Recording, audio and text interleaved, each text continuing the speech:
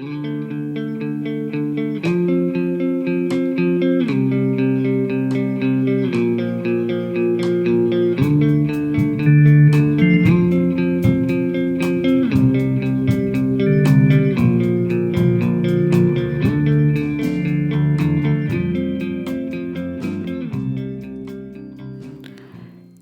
hello, and welcome to this episode of Musically Cogitating, a podcast about the relevance and importance of living in contemporary music of all kinds and how that music impacts our everyday lives. I am your host, Ciyadh Wells. Thank you again for joining me here today. We have another interview. I'm so excited to share this interview with you today. But before we get to that, as always, any relevant and important links that are mentioned during the show will be in the show notes. And if you are enjoying the show, please subscribe on your podcast player of choice and also share it with a friend. So like I mentioned, today's episode is an interview with one of my nearest and dearest friends, comedian, songwriter, guitar player, Valerie Hill.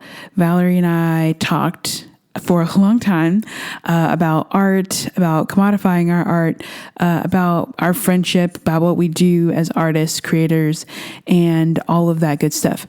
So I think this is a great interview. I can't wait to have Valerie back on the show to talk about all of her other things, but also to have other guests on the show. So anytime, if you want to be on the show, you know someone who does, just send me an email. And without further ado, let's get on to this interview with Valerie Hill. Well, thank you, Valerie, for being on the Musically Cogitating podcast. Yeah. I really appreciate it. How long have we known each other? Wait, okay, hold on. How old am I?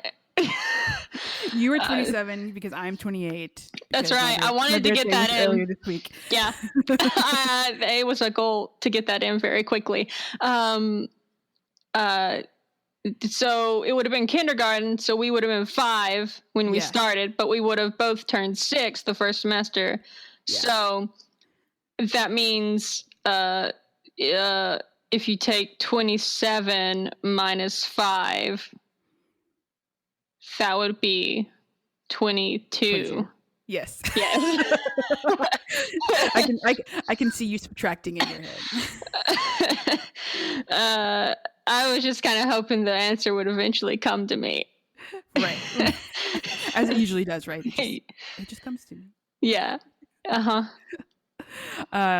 So Valerie and I have known each other for our entire lives. Basically, we grew up going to the same elementary school, and although we didn't go to the same high school, we continued to be friends and have been friends ever since. And now we, of course, as you know, are still friends, which is why she's going to be talking with us today. And so, Valerie, give the people a picture of you. Paint them a word picture of who is Valerie Hill. Entertainer. Entertainer. Oh, is that the title we've decided on? This feels recent. We talked last week, and you were not calling yourself an entertainer. When you said paint a word picture, I was like, this is going to be very long, or I could just say entertainer. I mean, the good thing about a podcast is that like it's okay if it's a little long. So I mean, you can tell us all. Tell me what I feel like. You have something new every week that you're doing too. So this is our time to catch up. So what are you doing now? Okay, so the first, Ciyadh and I were athletes. Oh yeah, I don't think I've ever mentioned that on the internet anywhere, really. Well, now you have, or I have. It's there, and you have full control on whether or not to edit it out. But it's there. I'm gonna leave it, of course. Oh, okay. Well, there was that, and I was involved in that for 6 years. It was through fourth grade,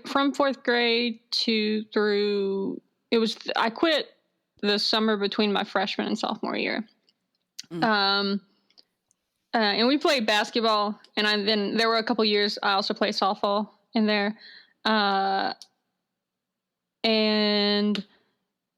when I quit, I was just like, okay, I'm going to be a musician now.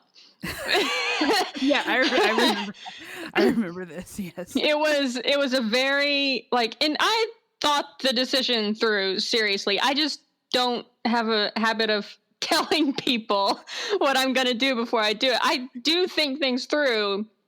It just doesn't look like I do. So I thought about quitting basketball which at that point I was not playing softball anymore anyway. So it was the only thing I was doing.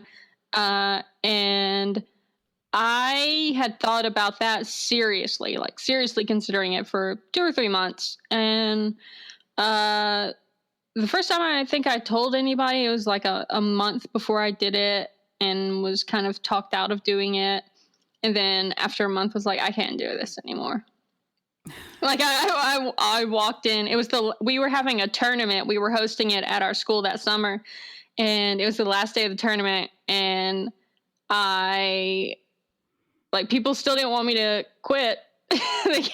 Everybody was trying to not get me to quit. And I was done. I was done that day. I was not doing it anymore. So I walked in and found my coach taping somebody's ankle up and was like, hey, can we talk? And he's like, sure. So we went out into the next room that was semi-private from that other room. I was like, yeah, I'm quitting. And he was completely blindsided by it, as he should have been, because my freshman year, I won the award for most dedicated. Yeah. So, which is true. I tend to be the most dedicated, or one of the most dedicated of any kind of group for the moment that I'm in it. But the moment I'm done, I'm gone. You're never going back. You never mentioned sport once, since. Yep. I feel like since you left. Yep. Not at all. And there was all this sort of, oh, you're going to regret it. And people were really people were not happy with me for doing it. I will say my coach overall, he was cool with it. He was just blindsided, and he was like, was it anything I did? And I was like, no, it's nothing you did. I'm done. I can't do this anymore. This isn't me. And he was just kind of like, okay, well, I mean, let me know if you change your mind. I said, okay, but I'm not going to. Mm-hmm. And I left, and I never did. And then I went into Media Rerun, which was a used music store. It's exactly what it sounds like. It's used media. So it's movies and vinyl and CDs and video games. And I saw an industrial tea maker in there one time. And they sold it. And I went in, I was like, all right, because the owner used to play guitar at the Grand Ole Opry, and I was like, all right, so I'll go take lessons from him. And he's like, oh, well, I don't actually give lessons anymore. And I don't remember if I actually talked to him or his son, who pretty much ran the store. But anyway, he didn't give lessons anymore, and they're like, oh, but John does, our other employee here, who I knew just as an employee there for years. Not personally. And he was on tour at the time, I think in Europe. So that was like, oh, okay. So this guy's like, I've got to wait to take guitar lessons from him because he's on tour in Europe. So I had to wait a month. I think I quit basketball in June, and then I had to wait till July, I think, to start taking lessons. And then I did, and he controlled what he was teaching me for the first 4 songs, because he wanted, I think, at least for me to have a sort of overview of basic techniques, I guess. You know how basic chords are, you know how to arpeggiate a chord, you know how to do a little finger picking, that sort of thing. So, and you know how to do some hammer-ons and pull-offs or whatever. So he controlled the curriculum, so to speak, for the first 4 songs. And then he was like, all right, just bring 10 songs you want me to teach you. And I was like, oh, okay, cool. And that's pretty much what it was. It was little jam sessions. It did not feel like school. There were a couple times he tried to teach me music theory and it didn't go over well. Yeah. And so, because I wanted to play, I didn't care about the other stuff. And I've done okay with that. So yeah. I did that for several years of varying degrees, and started performing shows, fronting metal bands. I started performing shows. I don't even know if it was like a year after I started playing, like maybe a year. The first band I was in, I was just playing guitar and I wasn't actually fronting the band. And it only lasted for 2 months. And we had a manager that we didn't like. And he made us play what he wanted us to play. So I said, all right, guys, once we play this one show that we booked, I'm out. Yeah. And then the other guitarist was like, unless you give us the manager we want, I'm out. And he threw a fit and was like, no, you have to be us or the band doesn't exist. And we're like, well, the band doesn't exist. And then I didn't play for a while. I mean, like a matter of months. It wasn't like a year. Right. And then I got into another band through an organization called Ciyadh, which is Youth Empowerment Through Arts and Humanities, where they took local kids who had an interest in being in a band and they put them together in a band. And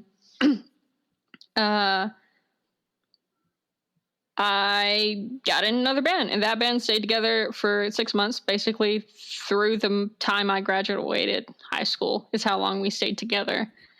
And my band manager was John, my old guitar instructor.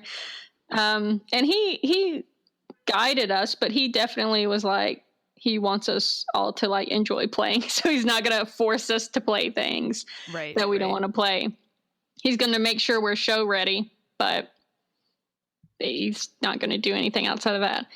So I did that. And then I performed in varying degrees. I had sort of like a weekly residency at a biker bar doing solo acoustic stuff for a while when I was in college. It was,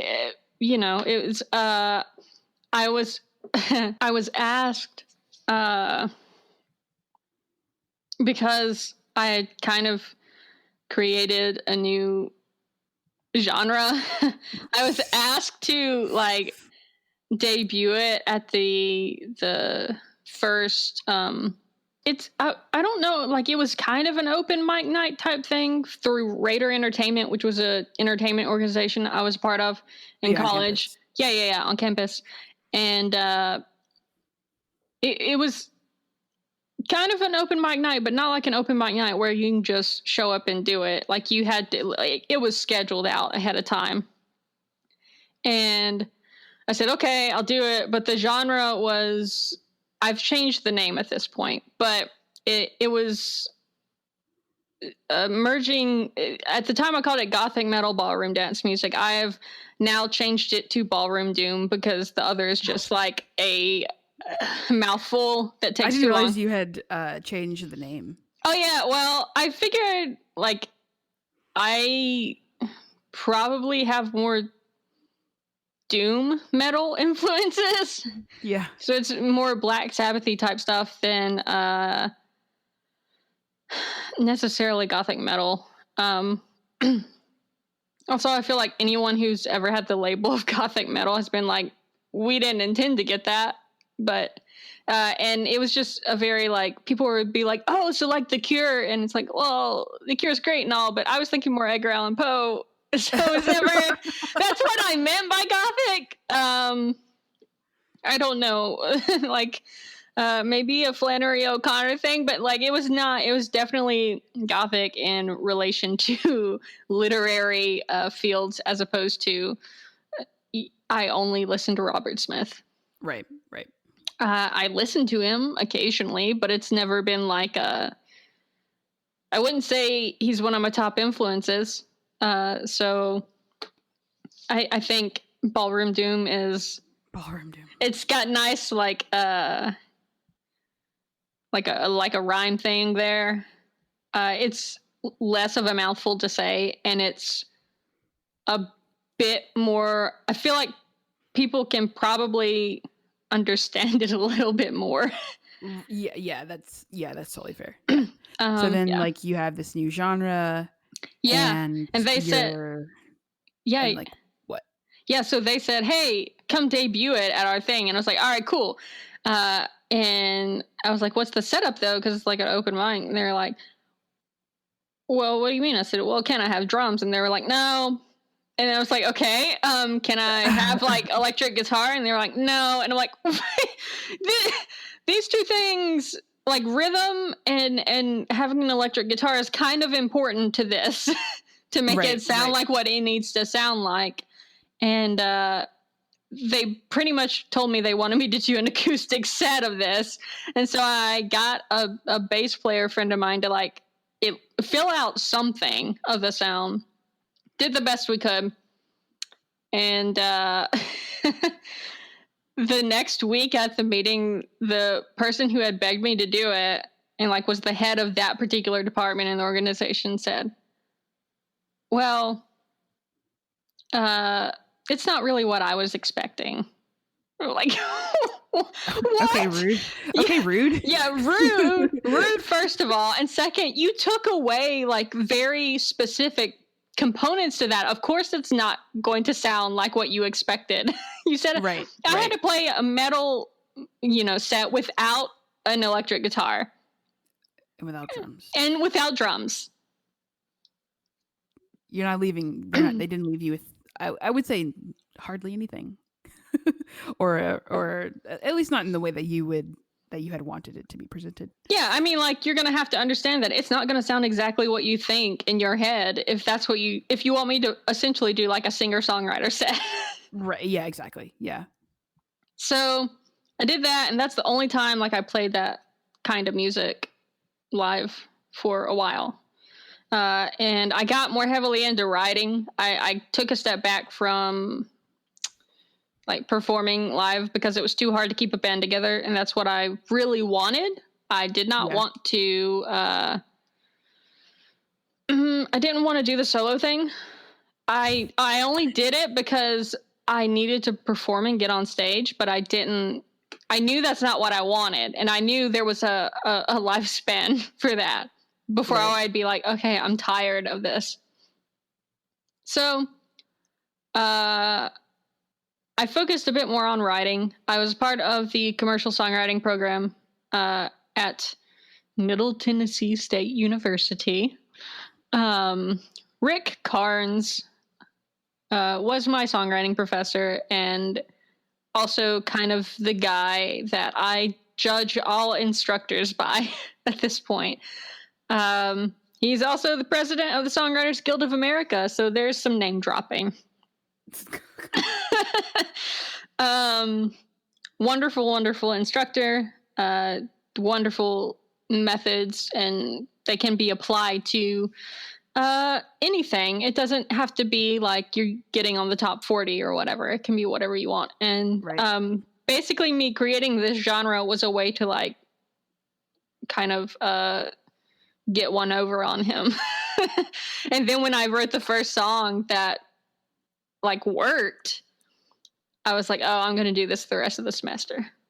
Yeah. So basically it was an extended joke, and I just kind of really liked it too.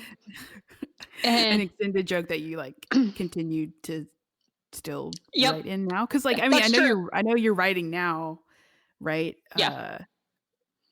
But we haven't talked, which is weird because we talk every week, but we haven't talked about like what so much of that music sounds like. As of late. So is it still like Ballroom Doom? Yeah. So the Ballroom Doom thing, that term was just a recent thing, and that was pretty much the turning point of when I was like, all right, yeah, I'm going back to this. Okay. Because you kind of like left. I don't want to say you left music, but it wasn't like your primary artistic outlet for A while. A while. Yeah. That's accurate. Because I haven't performed live music, at least, for with the exception of musical improv, 6 years. Oh my gosh, it's been 6 years? Yeah, because I think I was 21 when me and Tyler. No, that's not true, because the last time I think was when the two of us went to Louisville. So I guess 5 years. Yeah, it's probably about 5 years ago. 5 years? That's still a long time. No, I had not realized that. Yeah, it's been. I mean, I've not stopped writing music the entire time, but it's not always been, ballroom too. But I do think, I thought about this the other day.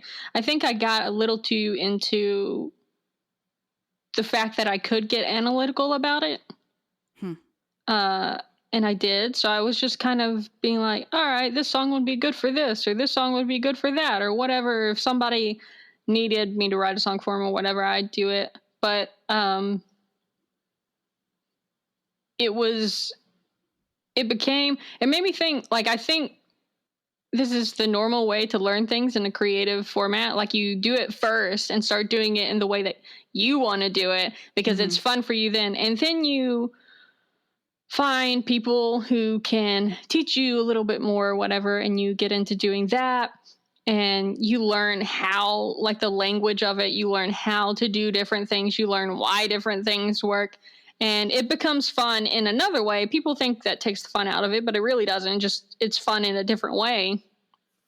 And I think I got way too into that, because it got to a point where it was like, I'm literally just sitting over here having fun with that. But that's just using my brain for it. And I didn't get into this to use my brain for it.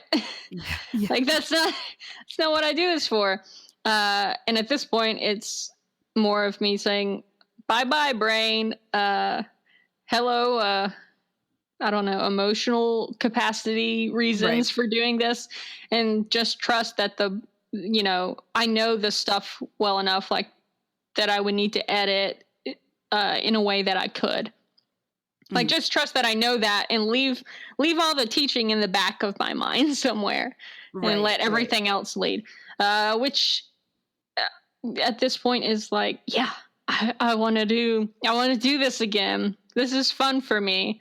I don't care about whether or not anyone else likes it. It's back to the point of how it was in the beginning of, I like it. This is a form of essential expression for me.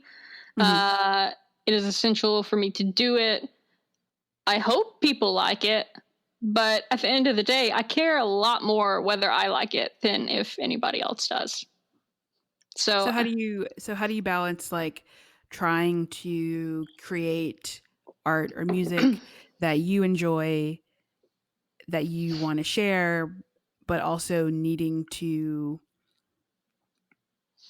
continue to survive off of, day to day, right? Like, I know we both have jobs, but, right?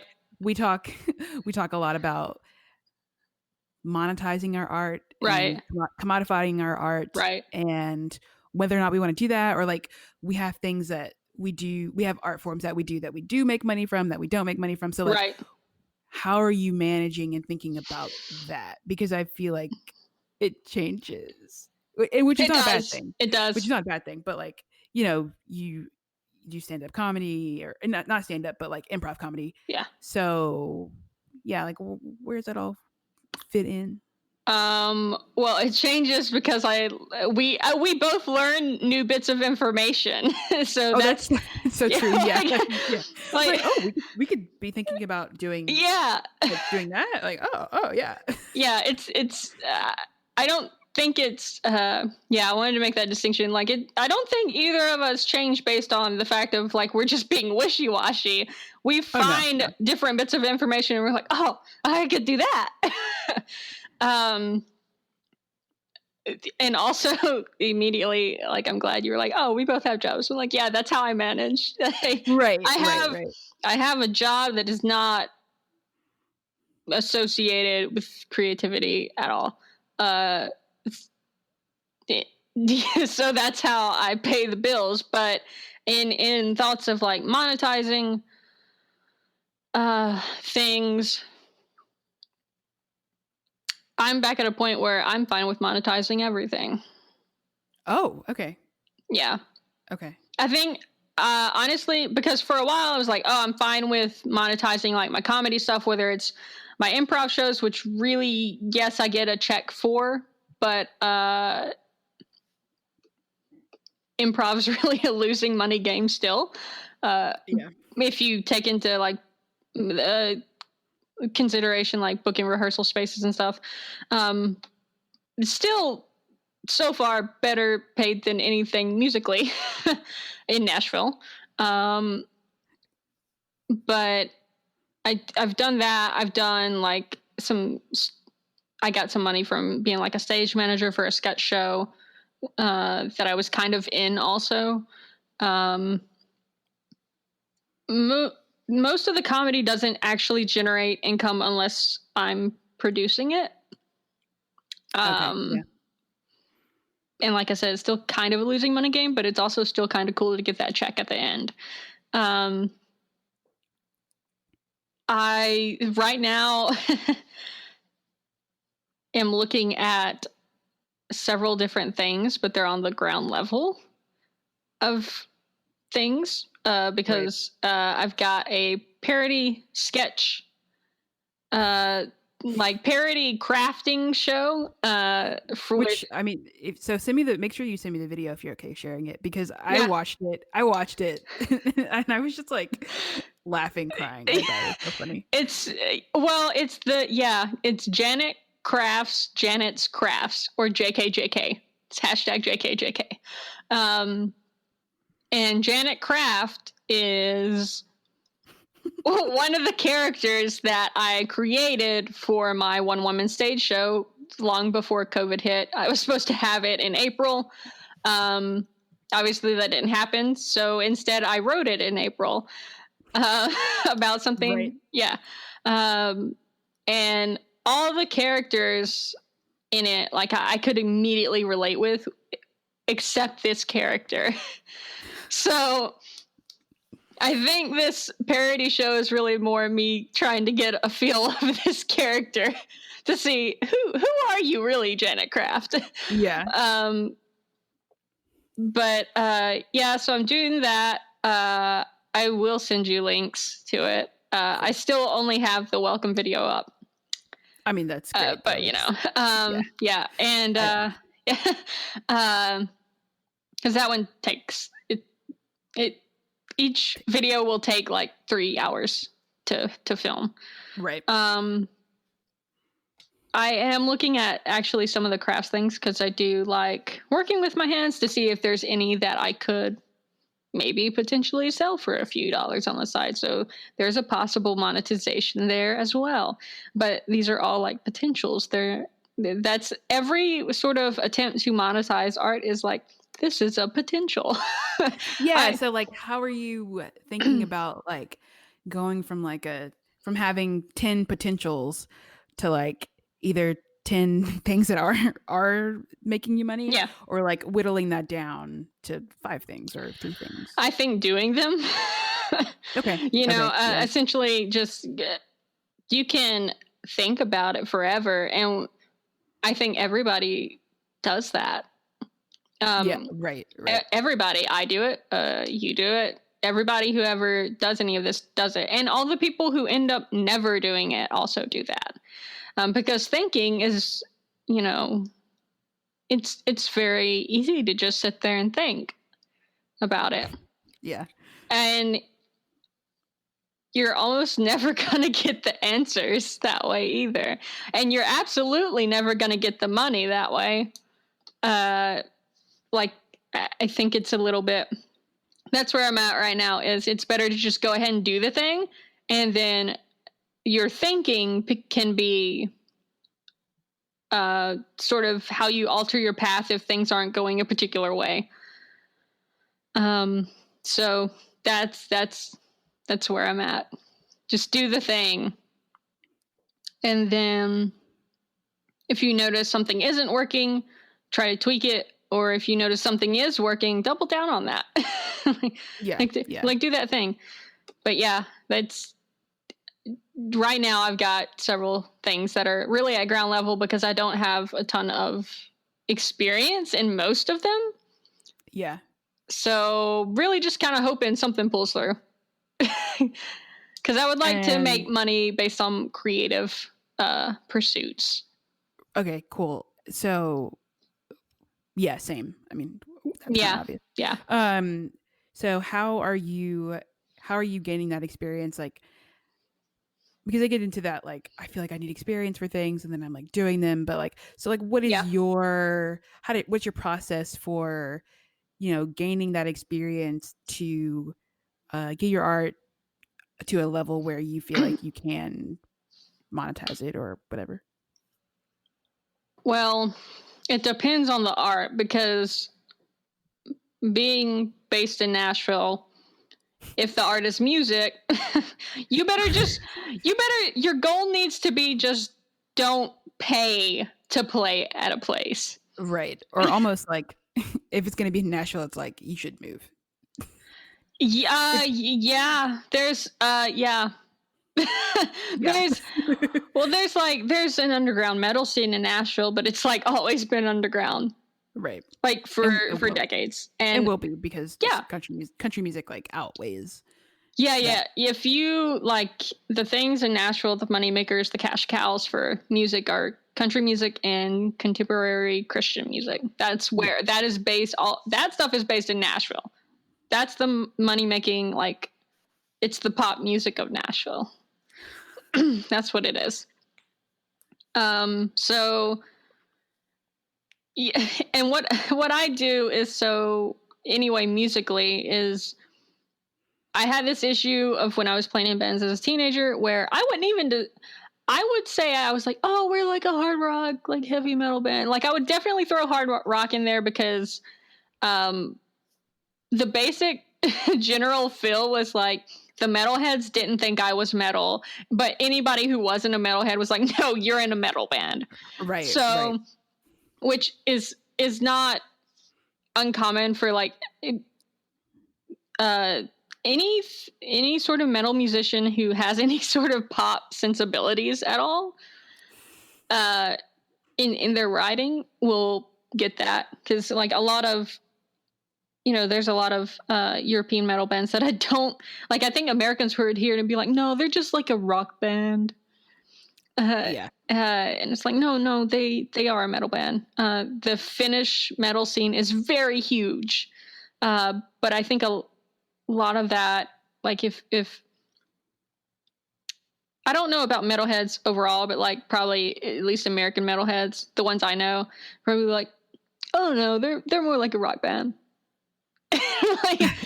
But they're one of the premier metal scenes in the world. Like just because they have some pop sensibilities with how they write their songs, or maybe they wrote their song about a relationship instead of like corpses, but it's still a metal band. So that doesn't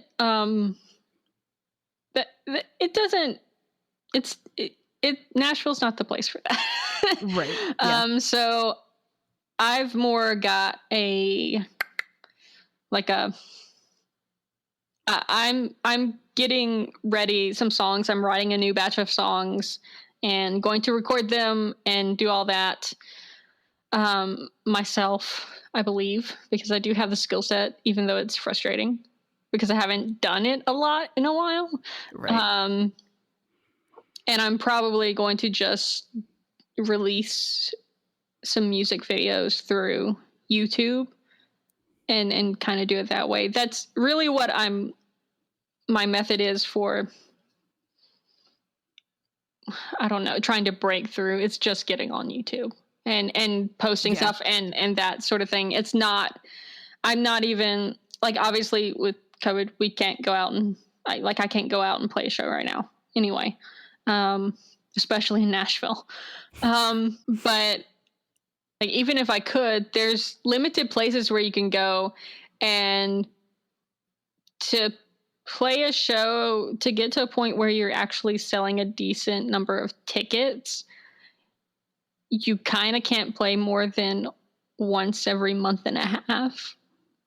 Mm-hmm. Because there's so much of it here, and your friends are not going to come see you every weekend,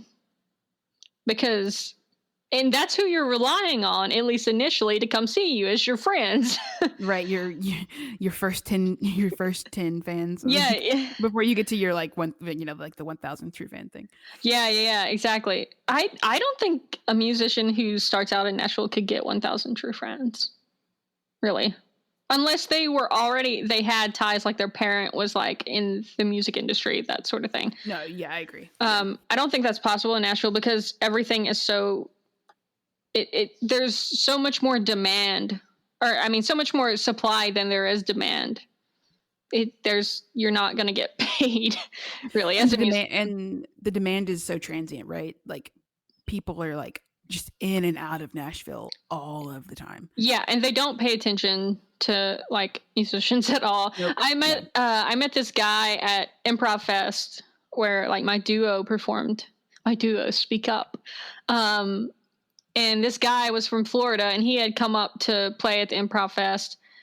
And we asked him, we had gone out to brunch one day, and we asked him, what do you do? Because we were just telling people how we make money. And he was like, oh, well, I'm an artist. I do a bunch of different things. And we were like, oh, yeah. Like, because all of us do too. But it's not like, oh, we make our money doing that. And so we're like, so what do you do? And he's like, I've never had this response before. Like, no one's just automatically been like, oh, of course, you're an artist and you do multiple things. Like, tell me more. And then he told us these things that he did where, like, he paints, like, pet portraits and gets money from that. And he does music stuff. And he, occasionally, like, just does across-the-board art stuff. But he gets paid to do it because he lives in, like, St. Petersburg, Florida. And we're like, wait, you mean like that's how you make your living? We were just accepting that you do all these things because of course we do them too, but like we don't get paid for them. Like we work in non-creative fields. Even if we work for like some of us worked for like creative companies, like industries involved in entertainment, but it's not in a creative role whatsoever. So we were blown away he was blown away by the fact that we were like, oh, of course you're an artist and do all these things. That's just the norm. We all do that. And then we were blown away by the fact that he was actually making money at all these things, all these different things. But it's because he lives in St. Petersburg, Florida. Like he can do that. Yeah, he can do that. Yeah. I mean, I guess it's kind of like moving to LA or New York too. Like if you're right, people just. It's like, what do you do? Oh, well, I'm an actor. Yeah, so are all the rest of us. What do you? That was a given. But yeah, and then I went to college for recording industry. So I got training there with some things, but. A lot of it was pretty much kind of like, this is how you would do it if you were part of the machine. Yes. And I'm not part of the machine and never wanted to be. And they were like, you're going to need to be an entrepreneur. It's like, oh, okay, well, I don't really want to do that either. And it's like, oh, well, you have to do one or the other. Yeah, right. Like there's no, well, an entrepreneur doesn't have to mean I'm going to start the next Sony or that I'm going to like make my own record label. Although that's like also a very, it's much more approachable than I think most people realize. Oh, starting your own record label? Yeah. Cause you don't like, but like it's like starting a podcast in the same way of like, people are like, oh, how do you do that? And it's just like, you just do it. With a record label, it's like, you pick a name and there's more to it than that. Obviously, I'm oversimplifying it, but like there are those things that you can do. Yeah, I mean, like most publishing companies in Nashville, anyway, are a piece of paper.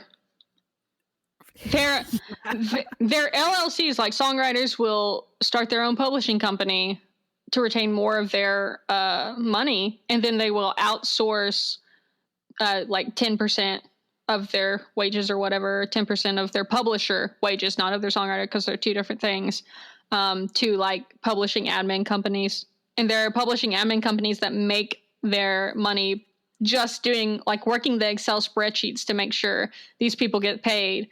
And, you know, that songwriter gets to keep 90% of the publishing royalties and just gives 10% for that other person to do all the stuff they don't want to do.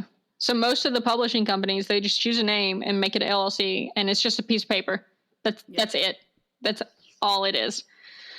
But like I also, I don't think the how to be an entrepreneur thing was really something that was taught either. Like I knew that for like publishing companies or whatever, and it's like, okay, well, I could have paid the business permit, whatever, to have the publishing company, but I was making no money from music. So I was like, I don't like, why am I doing it? I'm making no money. Like most people don't do it first. They start making money and then they go, oh, I can retain more of my money if I do this. Mm-hmm. So like, I guess to answer the question of like, how do you get the skills or whatever? Well, I did go to college for that part to teach me the behind the scenes and business stuff. And probably really got more out of the songwriting classes than I thought I would, because I'd already been writing songs and like performing my songs for about 5 years, 4 or 5 years by the time I went in there. But I did that. And then for comedy, like I started taking improv classes, and I just didn't have, like, I took the class and figured out what it was. And then pretty much immediately it was like, okay, I'm going to do my own show. So I guess that's the more sort of rock and roll performer. Like it's not very rock and roll to just wait. Like I think it's important to have like a basic idea of what it is you're doing, mm-hmm. to gather that information somewhere, wherever it is. But you can sit and think about it for way too long. So I didn't do that. I just said, all right, I understand what this is. I've been to a lot of shows and I've, taken a few classes. Time to do this. And I want to do this. I'm not here to take classes. I'm here to do the thing. But I needed some knowledge of what the thing was. Right. Yeah. Yeah. And it was much less accessible than like music was. Like improv. Improv. Yeah, improv. Yeah. Yeah, I would totally agree that like I have no idea. Like exactly. Not that I have no idea what that is, but like I couldn't tell you what that was. But like when I was 5, I could be like, oh yeah, that person plays piano. They're a musician. Right. Like, I get that. Right. Yeah. Like people will be like, oh, like whose line is it anyway? It's like, yeah, that's the only reference. Oh yeah, right. Yeah. So, yeah, I just kind of went with it because I did know a lot of musicians. Like when I was in high school, I was the only musician I knew playing shows, like that I went to high school with, that I knew or friends with or whatever. Obviously, I knew the people playing with me, but from school, no, they're like, oh yeah, I'm a guitarist, but it's like, I've never heard you play. You've never invited me to a show. Yeah, and it was such a stark contrast between what I was doing with when they were like, oh, we're having a Spanish Honor Society party, and I was like the party planner officer or whatever. And I was like, can't be there, got the end. Gonna be in Nashville, guys. Bye. As opposed to like people who are like, oh yeah, I play guitar. Oh, Metallica's cool, right? And it's like, okay, but have you ever played a show? Yeah. So I guess I got. Also, John taught me a little bit of like 4-track tape recorder type recording before college. So I had a little bit of knowledge there just in finding people who know more than you do, which I think is typically the quickest way to learn. Just find the people who know more than you do and talk to them. Yeah, I think that's an important point to reiterate. It's like somewhere along the way, you will have someone who teaches you something. There's this idea, I feel like there's this idea out there anyway, that you can just like learn the thing, like it'll suddenly come to you if you practice it. And it's like, no, I mean, you can get really far, but like even if the way that you learn to play an instrument or do animation or whatever is through a video on the internet, like someone still taught you. Like that is not completely self-taught in the way that people have framed it to be in the age of the internet. Yeah, well, I mean, I don't think that's really new in how people are framing it, because it's so romanticized. The idea of being any kind of artist, it's like you have to just like, no, you were born and then God just like tapped your forehead with his finger and you knew this is what I do from this point forward. I don't have full brain function yet, but I know how to play guitar. Yeah. Like that, it's just romanticized so much. And it's like, before I took guitar lessons, I taught myself one chord on the guitar. And so I would sing, unfortunately, to the parent of the classmate who I would ride to school with. I found a guitar and I just play this one chord. It was probably very out of tune, and would just create my own song and start singing it all the way to school. And I didn't know anything more than that one chord. And that was probably a year before I actually started, like, actually learning how to play guitar and committing to it and whatever. So, I mean, you could sit there and be like, oh, well, one day she decided to make a change. And I did do that. But there was stuff leading up to it that's much less interesting. Right. It's not sexy. It's not sexy to say like I took lessons. Yeah, exactly. And someone taught me how to do it, or I read a book, or I watched a video. Yeah. Like that's not sexy, because it doesn't make your art seem. It doesn't make it seem like, you know, like out there. Yeah.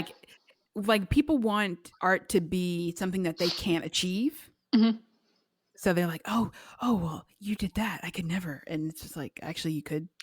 Yeah, well, I think, that's to some degree. Yeah, that's actually exactly what I was going to say next, is like, it takes away the illusion that that person gets what they get because they just have a completely different, they were blessed with gifts that you just weren't blessed with. And it's like, no, that person worked at it. You could have done that too, but you chose not to. And people don't want to know that.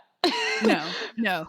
People don't want to be told that, at least to some extent, your decisions and actions are directly influencing where you are at on your journey. Obviously, there are external forces as well, but as people, we do have, like, if I said I wanted to play guitar, or if somebody said, oh, I want to be a rock star, but then they never play any shows, that's not going to happen. Right. No rock star has ever not played a show. That's not happened. That's how that works. Exactly.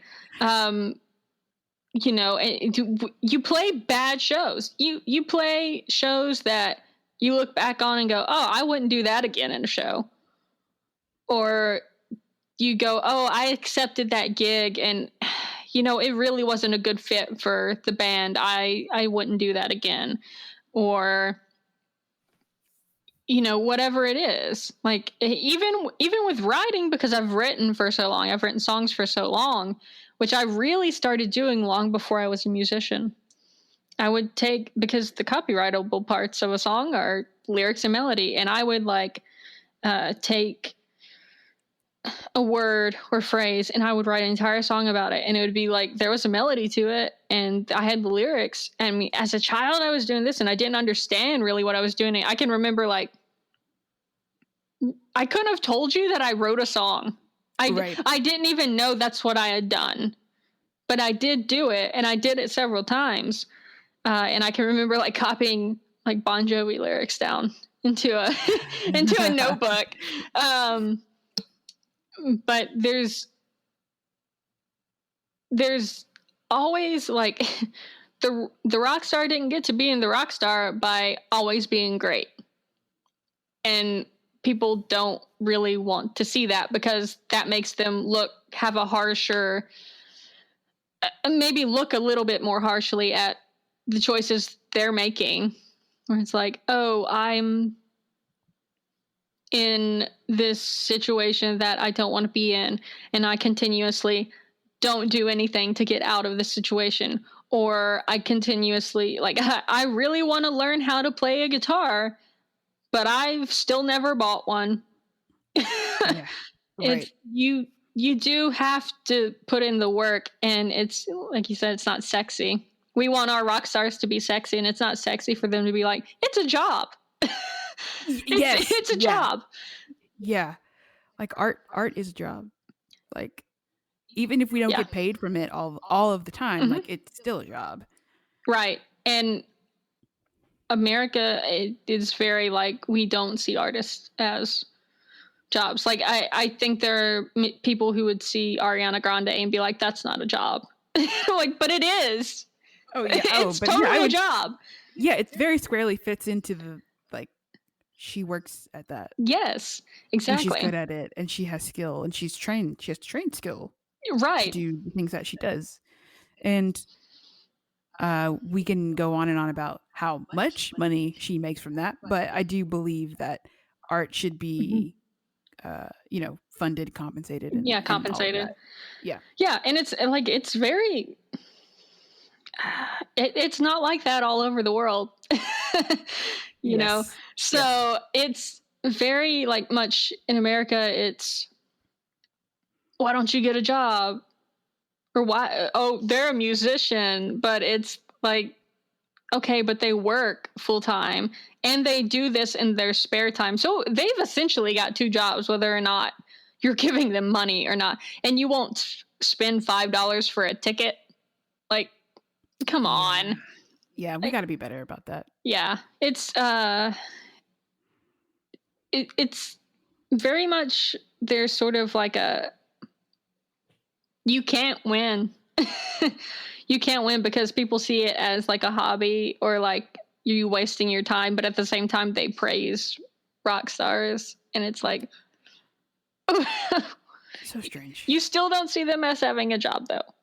Like like what is I don't understand people's viewpoint on that. Like it's the thought that sort of more maths and sciences are more respectable jobs, and they are respectable jobs. But I notice how y'all are listening to music. Somebody made that. Music is such a part of our lives that people don't even think about it. Right. You go to the store, there's music in the store. You go in your car, there's music in your car. You go to the waiting room, you watch it on TV, you have it on your phone. It's in a YouTube video. It's a song. It's on YouTube. You know, like it's in all of our commercials. It's every single place that you could imagine it to be. And math and science are too. And math and science is part of music too. Yeah. But yeah, it's just like, people, it would be great if people could see that it's everywhere and that somebody made that. Well, there was an interesting thing. I was at a music industry event, basically, that I get invited to through the Songwriters Guild, which I have I'm not a part of, but obviously with Rick's association with them, I still get, invitations to things sometimes. So I went, and I think it was like one of the founders of TuneCore or something like that was there.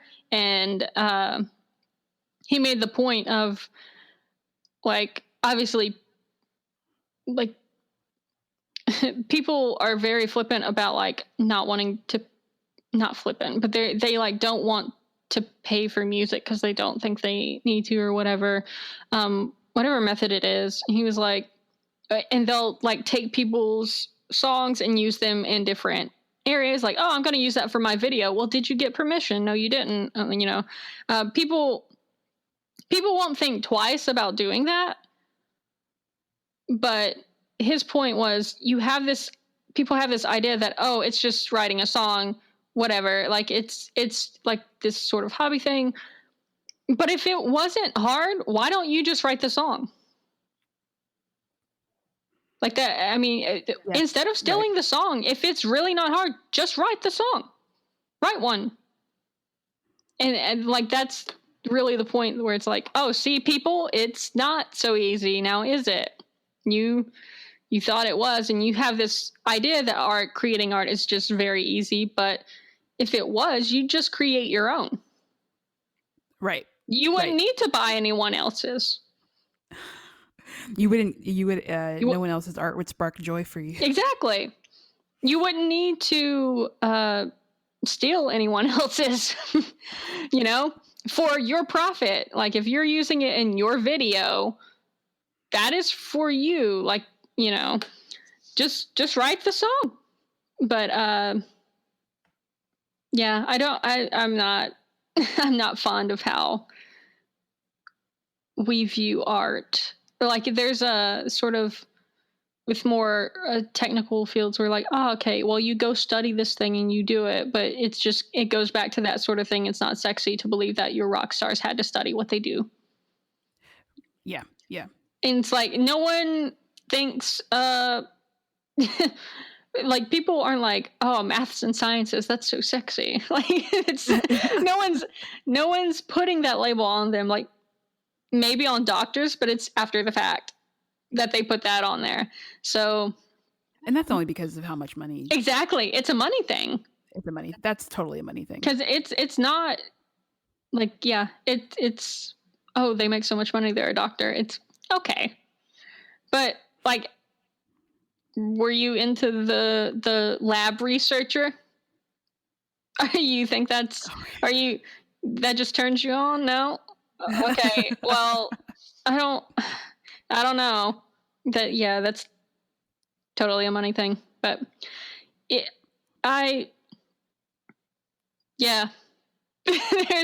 there's artists of any kind in America are kind of forced to do their stuff for free. Yeah. A lot. For their lives. Yeah. Yeah. And kind of do what we do. Have a job that pays the bills. Right. So, and constantly be on the lookout for, all right, what possible thing could I do to even just get a little side money going? Right. And have that creative outlet. Yeah. So, I mean, with that in mind, is there any like little side thing that you want us to know about that you want us to check out besides JKJK? Well, I have an animation thing in the works. Okay, so it's on the internet. It's not on the internet, but you said it here, so that means it will come out. Yeah, it's called The Adventures of Mr. Skasnoozlebob. And she's gonna have to send me how to spell that. Yeah, it's based on a comic strip. I used to draw in math class in college to entertain myself and my friend. And I've got that at the very, very ground level because I don't really have a background in animation at all. And then I am working on getting the music. I am going to be releasing, my plan is to release actually all the songs as music videos and trying to film it completely in my apartment. Because I've got a ring light that has a few different cool settings, and I'm hopefully going to like sort of make a very low budget, but good quality looking music videos for these, to where there's not really, at this point I'm thinking maybe there's not really a lot going on in the videos, but it's still impactful in some way. Mm-hmm. So I got that. Whenever we can perform live again, I'll be performing my one-woman show, which I don't even remember the title right now is definitely not Val's Return to Music. But I'm also, this is something that is on the internet right now, it's a web series called Trying Hard I was involved in. I was a producer and I did a lot of things in it. I'm also part of the cast. I'm in the second episode. So it was created by Jello, whatever. His name's on there. I'm not sure what he credited himself as. Yeah. It'll be linked so people can watch. Yeah, cool. Yeah, that's the thing that's on the internet right now. So those are the things I'm plugging. Eventually I'll have music on there. Eventually I'll have JKJK on there. Eventually I'll have animation. But the thing that's on there now is Trying Hard. Cool. Yeah, and whenever you do get those things, eventually, then you'll come back on the show and we'll talk about this. Yeah, for sure. So this is a show about music. Yes. Kind of tangentially related. Anyway, relevant. So what have you been listening to lately as far as music is concerned? That you think people would want to listen to as well? Okay. Well, I recently got back into a lot of bands that I was in college, a lot of European metal bands. The main one, like I'm almost exclusively listening to HIM now. And Ville Valo, their songwriter, frontman, all that good stuff. He released 3 songs back in March as well, like at the start of this.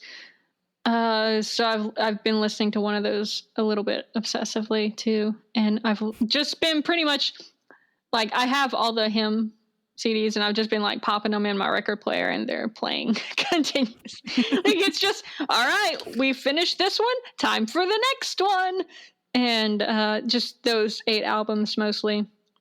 There's some other bands that like I've remembered. Death Stars was one that I liked. They had a song called Death Dies Hard. It's obviously a metal band.